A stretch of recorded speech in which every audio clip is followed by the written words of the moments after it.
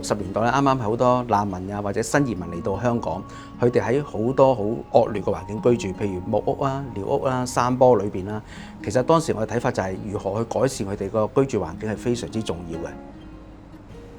當時我哋就用咗叫做社區發展嘅模式去做，就幫呢班居民咧去睇下自己居住環境可以點去改善，佢哋有咩需要向政府去提出一啲嘅要求，甚至透過自身力量咧去改善自己環境。當時喺西貢裏邊嘅神父睇到漁民有一個好急切嘅需要，因為啱啱溫黛打風之後，好多人流離失所，好多村民同佢講啊，有冇機會可以上岸去居住啦？咁當時神父就揾咗明愛傾下，究竟有冇辦法可以籌募啲經費為呢啲村民起一個村？咁當時咧，我哋就做咗呢個第一個工作，亦都係社區發展一個重要嘅起點。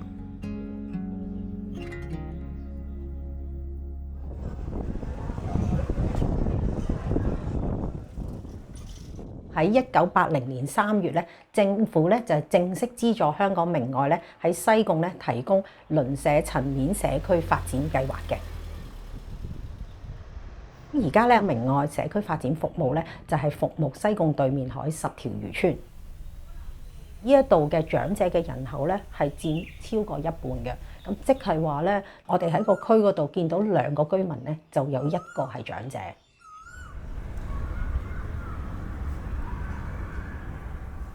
樹叔同寶金本身係漁民，以前住喺艇上面，直至到70年代搬嚟西貢對面海，一住就40幾年。好先生啦，街坊和睦咯，冇拗撬。社工嗰時走嚟睇下問下有咩需要，日日幫咗我哋啲年長嘅弟兄姊妹。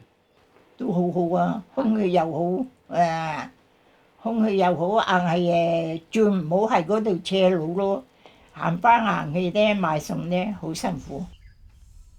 而家年紀咁個老咧，嗰隻腳咧，即係有時好唔聽使噶嘛。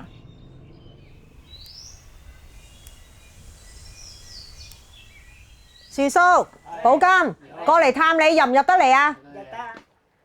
點啊？近排身體點啊？唔多啦。差唔多啊？你又去買餸咧？你係咪攞好多嘢啊？買好多啊！買咗啲咩啊？今日買啲嘢煲出去路館咯。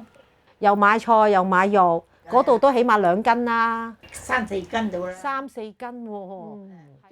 呢度嘅社區設施咧，其實喺50年前設計嘅，配合唔到而家個區嘅老化問題，咁所以咧其實係唔適合長者去居住啦。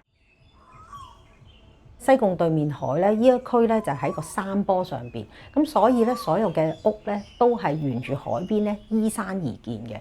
咁居民咧一出入咧都要面對長長嘅斜路啦，又或者係樓梯。西貢對面海係一個試點啦，我哋好期望咧喺每一區嗰度咧可以開展同埋推行長者友善社區。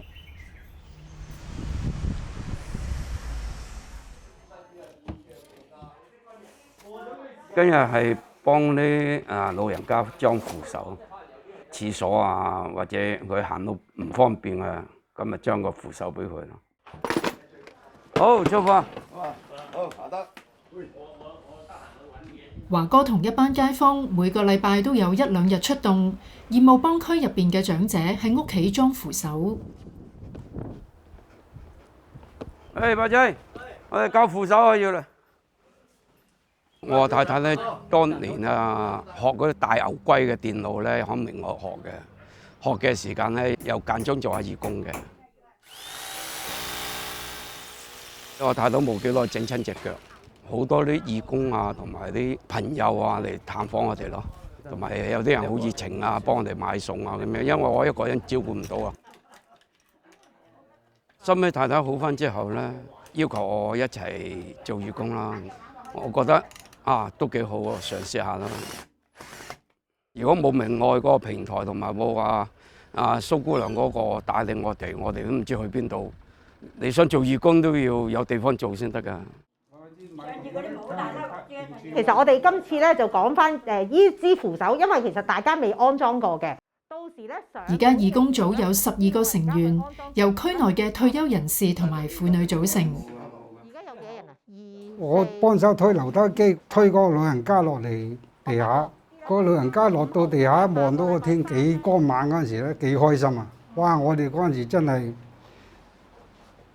你想唔做義工都唔得。咁呢度有好多老人家都係太老啦，區區都咁多老人家，所以咪幫到佢哋咪幫佢哋咯。做俾啲年青人睇，希望年青到佢年紀老啦，都可以退咗休，可以幫到人。2條樓梯再加1個廁所扶手。我哋相信咧，每個人咧都有唔同嘅能力去處理個人啦、社區嘅問題。咁我哋咧建立唔同嘅平台啦，提供機會咧俾佢哋咧發揮佢哋自己嘅所長，咁從而咧去建立翻我哋嘅互助嘅社區，建立翻個人嘅爭權。